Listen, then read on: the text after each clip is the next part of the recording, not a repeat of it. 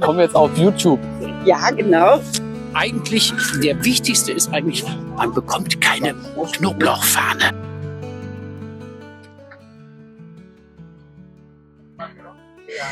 Hallo ihr Lieben und herzlich willkommen beim nächsten YouTube-Video. Ich bin heute auf dem Berliner Staudenmarkt im Botanischen Garten unterwegs für euch, zu schauen, was gibt es hier, lohnt es sich hierher zu kommen und genießt ein bisschen den Weg mit mir. Ich habe schon einiges entdeckt heute, vor allem die Sonne kommt gerade raus.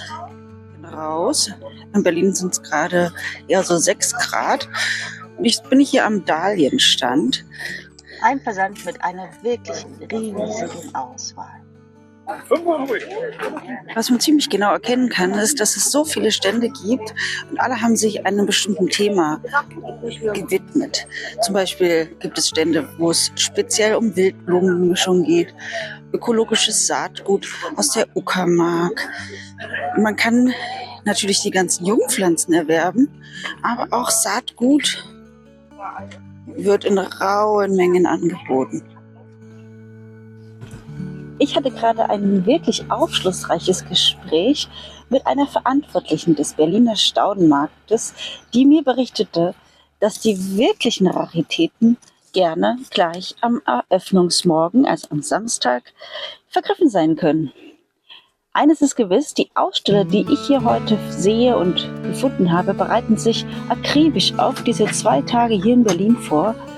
Und man möchte es glauben oder nicht, man berichtete mir, am Sonntag ist hier fast alles verkauft. Und das ist auch gut so, weil die Pflanzen sind extra für diese 2 Tage gezogen worden.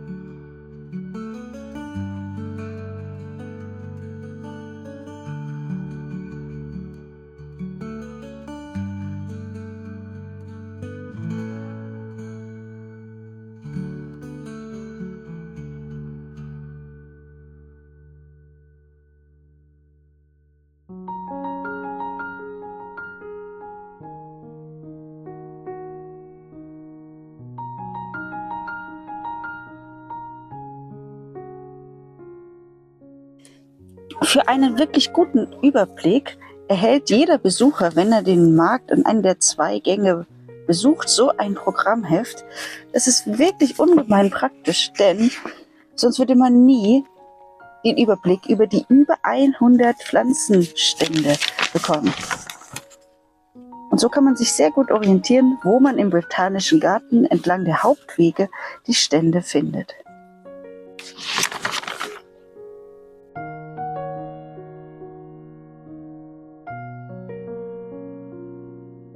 Viele Zuschauer sind extrem gut vorbereitet und kommen mit Rollwägelchen, Einkaufskörben und ganzen Bollerwagen her, um die Vielfalt dann mit nach Hause nehmen zu können. Denn das können dann schon auch ein paar Kilo werden, wenn man hier anfängt. Ganze, zum Beispiel, ich gehe mal dahin, ganze Rhododendron zu erwerben. Ist es nicht fantastisch, wie der hier in der Mitte blüht?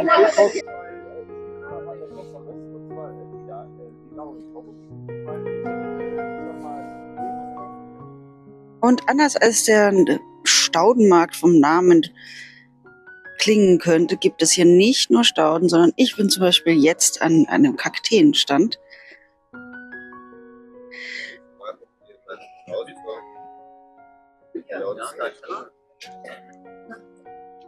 Ich bin jetzt am Stand von Auengarten und jetzt wird's richtig spannend. Wir haben hier eine unglaubliche Vielfalt von verschiedenen Jungpflanzen. Hier, jetzt bin ich bei den Chili-Pflanzen, aber jetzt haltet euch fest, dieser ganze Stand ist gefüllt mit Jungpflanzen von verschiedensten Tomatensorten.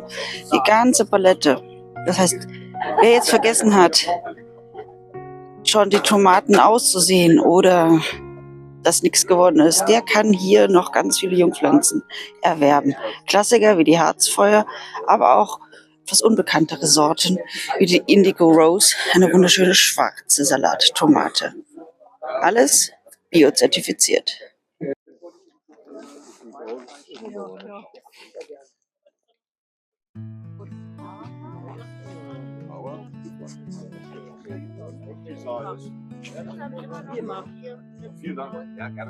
Kommen wir jetzt auf YouTube. Ja, genau. Ja, moin, ich bin Christian vom Auengarten Leipzig und ich darf euch etwas erzählen. Genau. Und zwar am besten, stell uns doch mal deine besten 3, 4 Tipps für Tomatenpflanzen im Schrebergarten. Zeig mal, was du da so Schönes im Angebot heute hast. Ja, also Schrebergarten, Gewächshaus ist ja meistens vielleicht nicht so hoch und da eignen sich halt Tomatensorten, die im Wachstum nach oben begrenzt sind. Und da könnte ich zum Beispiel die Green Grape empfehlen. Die wird ungefähr 2 Meter hoch, begrenzt sich auch im Seitenwachstum und hat wunderschöne gelb-grüne Früchte, die sehr weich werden, also sehr schmackhaft. Sehr beliebt bei uns im Verkauf ist immer sibirisches Birnchen. Das ist eine Flaschentomate, die eben auch, sage ich mal, 2 Meter hoch wird, auch nicht so breit wird. Und ja, ich sag mal, das ist so unsere beliebteste Tomate in der Gärtnerei, genau. Ansonsten hätte ich nochmal 2 Cocktailtomaten, die ich empfehlen könnte, wäre Ormato von Bingheimer Saatgut, jetzt relativ neue Sorte. Man hat nicht zu viel Ertrag, aber sie besticht halt wirklich durch ihre Farbe, also orangene Tomaten sind relativ selten, auch nicht hochwüchsig. Datella ist auch nicht hochwüchsig und typische Datteltomate in Rot. Ansonsten könnten wir zu den Fleischtomaten gehen. Generell Fleischtomaten sind nicht fürs Freiland so richtig geeignet. Wir haben jetzt von Culinaris haben wir jetzt eine Fleischtomate Freiland, das Viva Grande, aber ansonsten sind fast alle für das Gewächshaus. Und empfehlen würde ich zum Beispiel geschmacklich die Ochsenherztypen. Da gibt es Madea, da gibt es Ochsenherzrot. Ich bin jetzt bei den Gemüseraritäten angekommen und bei den Samenraritäten. Hier gibt es nicht nur ganz tolle Bonsai-Samen, sondern, wenn man hier ins Zelt geht, auch seltenere Gemüse und tropische Raritäten und winterharte Raritäten. Ich habe mir 2 Sorten schon rausgesucht. Das sind die Litchi-Tomaten, kenne ich nicht, und die Journey Prince. Ja. Und für alle, die es interessiert, natürlich auch für das kulinarische Wohl ist heute im Botanischen Garten gesorgt. Ich bin noch recht früh da. Hier ist es jetzt noch schön ruhig. Aber um die Mittagszeit wird es sicherlich alles voll sein. Und weiter geht es zu den nächsten Ständen. Ich bin sehr gespannt, was ich noch erlebe. Und wenn man dann schon mal im Botanischen Garten ist, dann sollte man sich auf keinen Fall entgehen lassen, auch in diese wunderbaren Gewächshäuser zu gehen.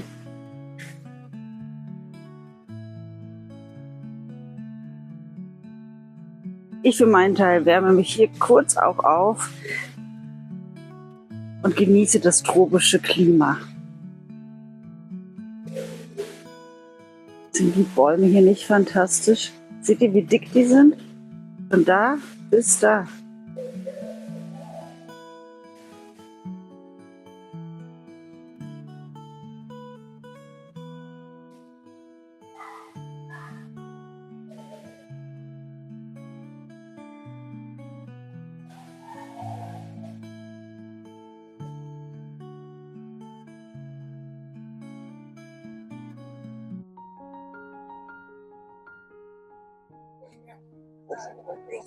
Für Kräuterliebhaber bin ich jetzt hier am biodynamischen Kräuterstand. Hier findest du auch alles, was das Herz begehrt, an verschiedensten Wildkräutern. Fliegenfänger, Salbei.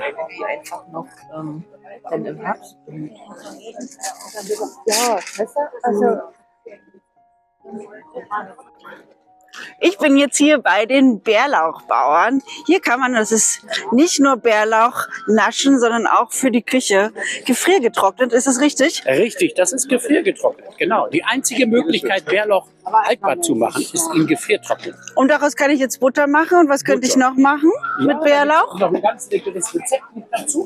Dieses Buch habe ich speziell für den gefriergetrockneten Bärlauch geschrieben. Da sind über 30 Rezepte drin. Alles, was man damit machen kann. Das gibt es immer dazu. Und was ist der Vorteil von Bärlauch gegenüber Knoblauch? Eigentlich, der wichtigste ist eigentlich, man bekommt keine Knoblauchfahne. Vielen, vielen Dank und viel Erfolg euch. Danke. Tschüss.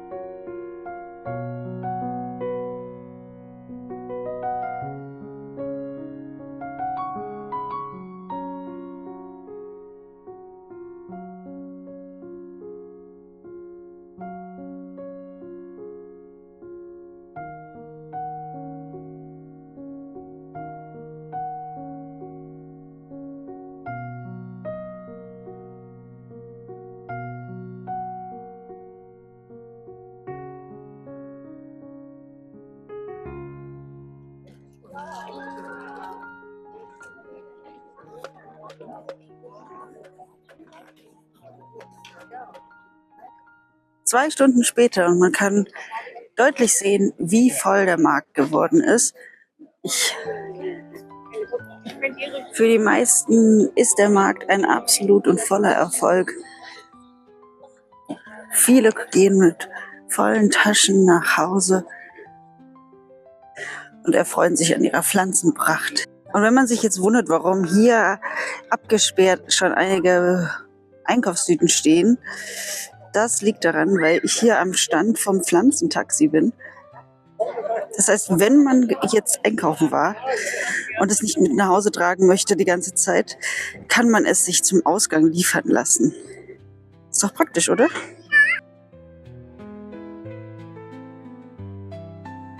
Wenn auch ihr jetzt Lust habt, den Berliner Staudenmarkt zu besuchen, ich kann es wirklich nur empfehlen, denn auf diesen 43 Hektar großen Gartenanlagen stehen ja nicht nur für heute und für morgen diese vielen tollen Stände, sondern man kann auch den Botanischen Garten genießen.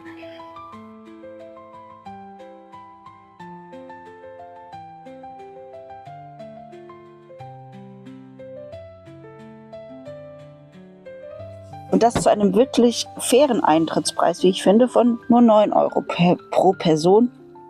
Und es gibt auch Ermäßigungen.